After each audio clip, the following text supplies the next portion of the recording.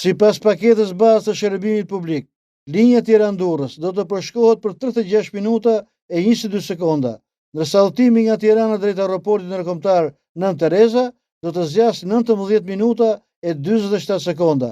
Të dyja këto shërbime parashikohet të nisën në vitin 2027 pas përfundimit të punimeve në linjën e re hekurudhore të elektrifikuar. Dokumentet parashikojnë një total prej 118 shërbimesh në ditë pune.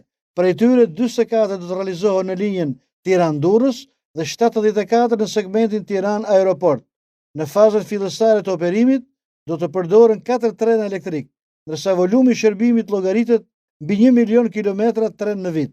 Plani afatgjatë i zhvillimit të rrjetit hekurudhor parashikon zgjerimin e kontratës edhe me linja të tjera kombëtare.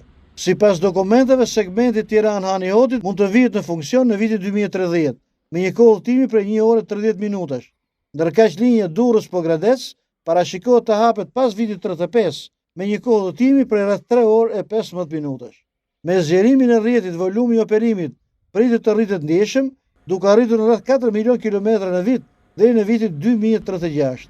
Dokumentet parashikojnë gjithashtu shtimin e sasisë së trenave të elektrik për të përballuar rritjen e shërbimit dhe zgjerimin e rrjetit hekurudhor në vend.